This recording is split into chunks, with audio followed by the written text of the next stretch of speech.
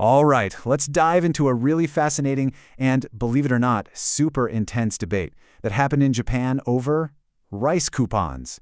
Yeah, I know, it sounds almost quaint, right? A little old-fashioned. But this one, seemingly simple policy, became a huge battleground for the entire nation's future, forcing a choice between two completely different kinds of disaster. So you gotta ask, why on earth would a modern, high-tech economy like Japan get completely tied up in knots over something that sounds like it's from the 1940s? Well, the answer is that this little rice coupon, it was never really just about rice. It was the exact point where two massive, competing national crises slammed right into each other. So on one side, you had a full-blown consumer crisis. Inflation was soaring and regular families were genuinely struggling to afford basic groceries. But on the other side, you had a crisis for farmers. I mean, rice is so central to Japanese culture, but people just weren't eating it like they used to. Consumption had fallen so much that the very people growing the food were facing financial ruin. The government was stuck right in the middle, trying to solve two totally opposite problems at the exact same time. And that brings us to the big idea: rice coupons. Now, the people pushing for this didn't see it as some simple handout. To them, this was a single, brilliant, strategic arrow aimed at two enormous targets.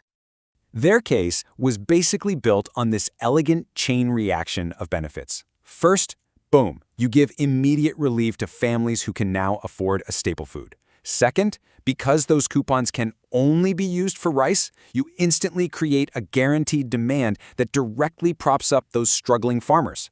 And third, all that money flows right back into local economies, helping the small neighborhood rice shops and supermarkets. It all just fits together. The core of their entire argument was this really powerful idea they called compound efficiency. They argued that, sure, other policies might solve one problem, but this was a double win. It's welfare support and agricultural support all rolled into one single action. And when you're in the middle of a crisis, that kind of elegant two-for-one solution, it sounds incredibly smart. And they really drove this point home with a massive sense of urgency. Their closing argument was basically a warning. Hey, debating the perfect solution is a luxury we just don't have right now. The real danger isn't picking a slightly flawed policy. The real danger is the paralysis of doing nothing at all. But as you can imagine, for every argument in favor, there was an equally powerful counter-argument. The critics looked at this and didn't see an efficient solution. No, they saw a deeply flawed, incredibly wasteful handout that they thought would actually make things worse. And their case was just as structured and, frankly, just as scathing. First, they pointed to the huge inefficiency. The cost of just printing, distributing, and managing these coupons meant a giant chunk of taxpayer money would be wasted before a single grain of rice was bought. Second, it was just a fundamental mismatch. It tells consumers what to buy. What if a family needed medicine more than rice? And it was just a band-aid, propping up an agricultural system that desperately needed real reform, not an artificial lifeline. This image just perfectly nails the opposition's whole argument. They use that classic metaphor of chasing two rabbits. By trying to solve two very different problems at once, the policy would be totally unfocused and ultimately fail at both. It wouldn't be the best welfare, and it wouldn't create real long-term help for farmers. You'd end up with nothing. Their stance was crystal clear. A crisis should never, ever be an excuse for bad policy.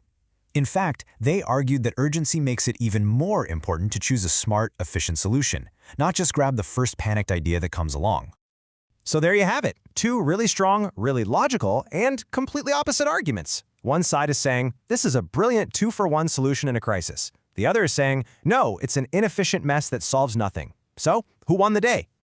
Well, at the end of it all, the judges sided with the proponents. Yep, against all those arguments about inefficiency and waste, the rice coupon plan was approved. And honestly, understanding why is the most fascinating part of this whole story. It's a surprising outcome, isn't it? I mean, the arguments about the high costs and distorting the market, those were incredibly strong points. So why did the judges end up favoring the less efficient, more complicated solution?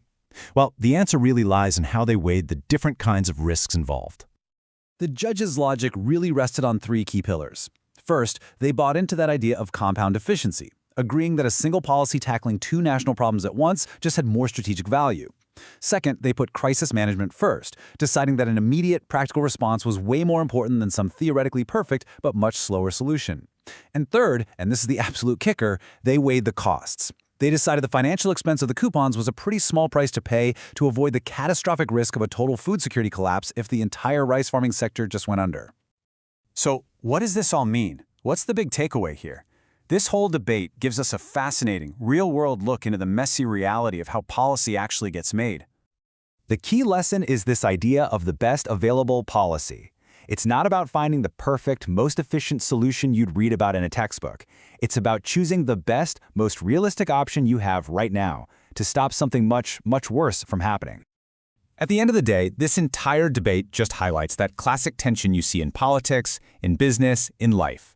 The clean, logical ideal on paper versus the complicated, messy reality of the world we actually live in. The critics?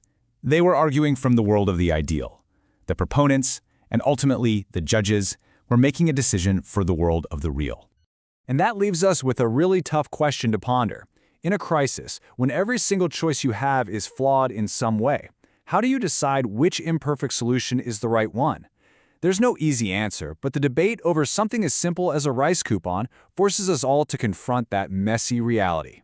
Thanks for watching.